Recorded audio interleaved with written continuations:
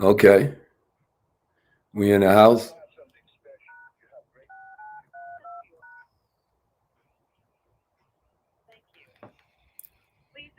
Give me a replay, gang, if you're watching the replay.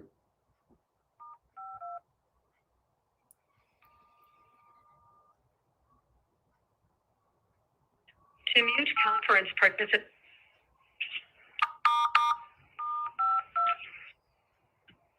All participants are muted. Entry and exit tones are off. Okay, okay. Hope everybody's feeling good this morning. Good morning, millionaires. Give me a replay, gang, if you're checking out the replay. Make sure that you join us. Like that whole thing down there that's scrolling down there at the bottom tells you how to join us so that you always are able to tune in. You're always able to kind of come and get your morning started off right with us here. We do this 7 days a week. I'm really super excited about it because I don't know of a better way to start my morning than to kind of get some kind of soul food, some kind of food for thought, something that can help either my mindset, my skill set, or my heart set. You know what I mean? And if you want to be as productive as possible, you need a hands-on plan. Your desire to do what you enjoy every day is kind of like the purpose of most people's lives. But let me tell you what the purpose should be. The purpose should be growing to the point that you're the kind of person that can achieve your dreams. Your purpose should not be pleasure. Does that make sense? Does that make sense to somebody? Now, the art is finding the pleasure in the work.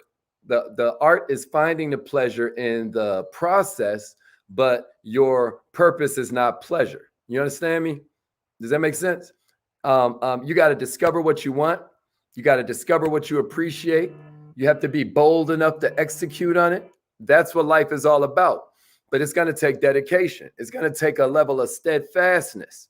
Many of you have been rocking with me the whole week, watching my voice come back to life little by little. But check it out. I wanted to do that because I want to show that even when everything's against you, you still have more to give. But also, what you were looking at was habits. What you were looking at was habit. It's the fact that now I've got it so much into my routine that I feel weird when I don't do it. That is the beauty of setting habits. The beauty of setting habits is that a lot of times when we don't do something, it's because we don't feel like doing it. Well, once you establish a habit, you're able to use that emotion to work for you instead of against you.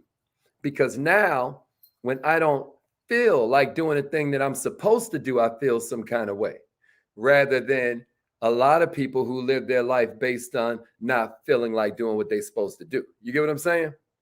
So, what I got for you this morning is 5 really popular daily habits of the world's most successful people. If you are down for that, if you're down to hear some habits and you committing to kind of like using some of what I'm going to give you, somebody give me the word habits and a share. And let's get this party started. Yeah, Lane, welcome to the Kaizen Academy, Queen. You thought I ain't see that. My man, Gavin. Hey, Gavin, if you haven't gotten a welcome call to the Kaizen Academy, reach out. I'm going to make sure you get that. Septima's a Kaizenite. What's up? What's up, Queen? Okay, we got Facebook checking in. My man Damon in the house. Smitty. Good morning, King. How'd that go last night, bro? What's up, Morose? Okay, Jess and Smitty in the house. We got a party this morning. My man Alan Harmon in the house. YouTube gang checking in. Taisha, that's what I'm talking about.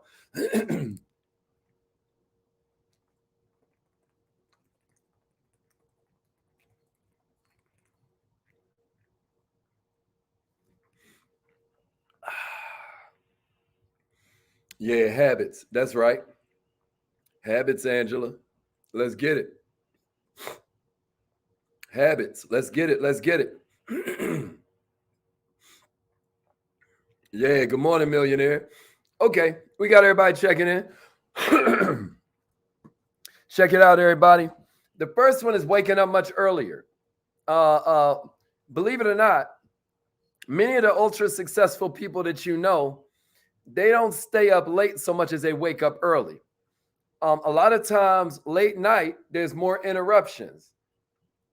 A lot of times, late night, you know, there's television programs that are designed to distract you, right? Late night, you've been in your zone all day, so you got this momentum built up, or maybe listening to music, maybe you partying a little something. But early in the morning, there's a lot fewer interruptions, so you're automatically more productive.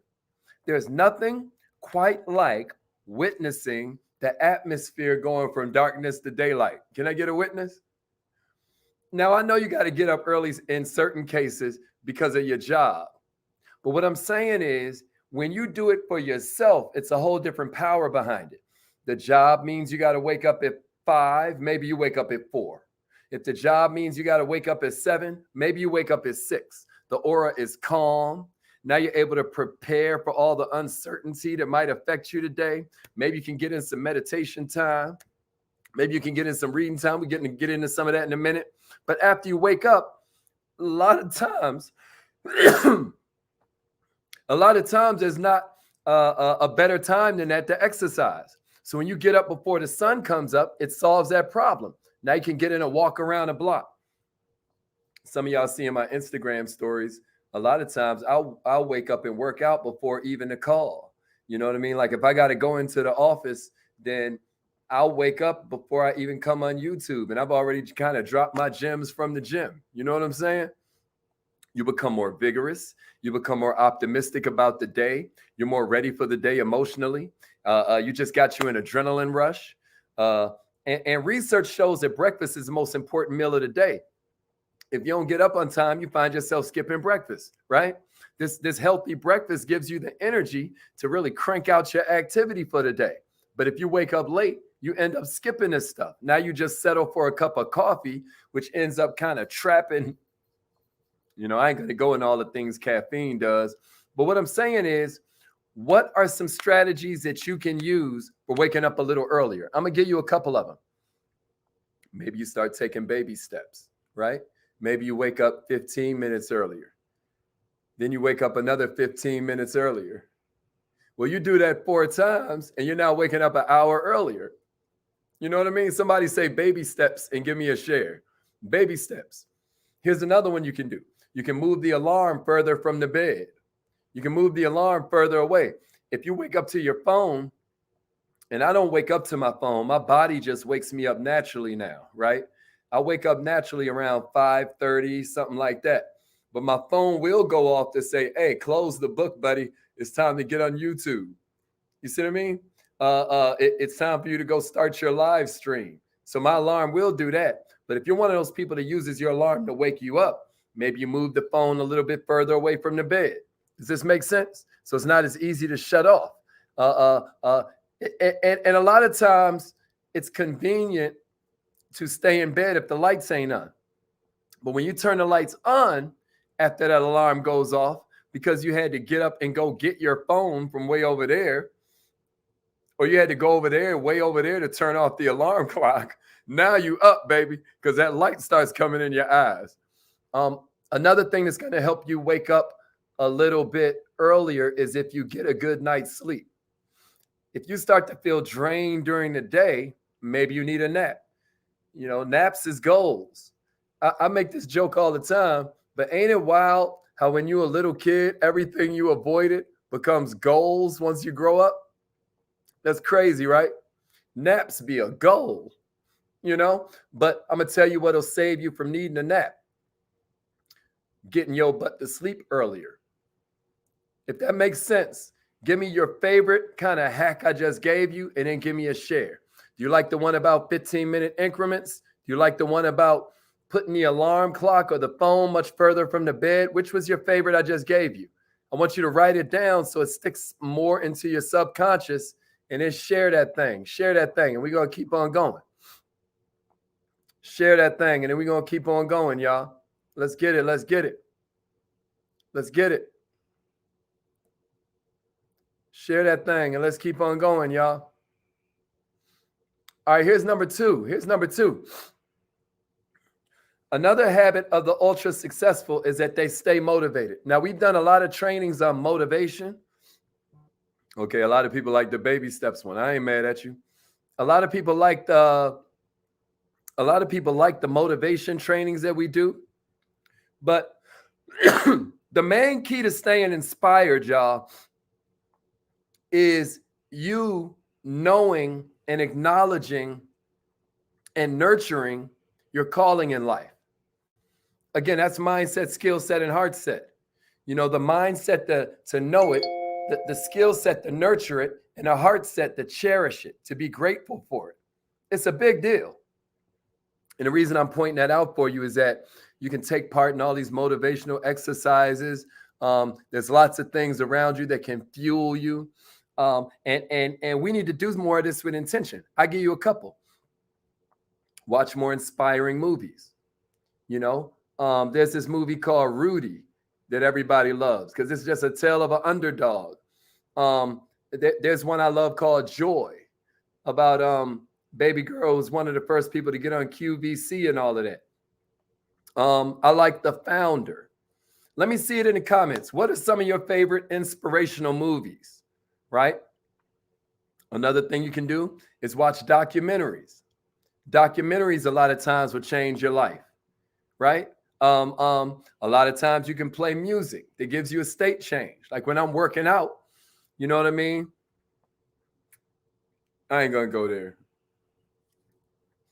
because y'all gonna judge my playlist. You know what I'm saying? I'll make that a whole separate training because I have to have time to explain why I pick each song. But you know what songs get you hyped up.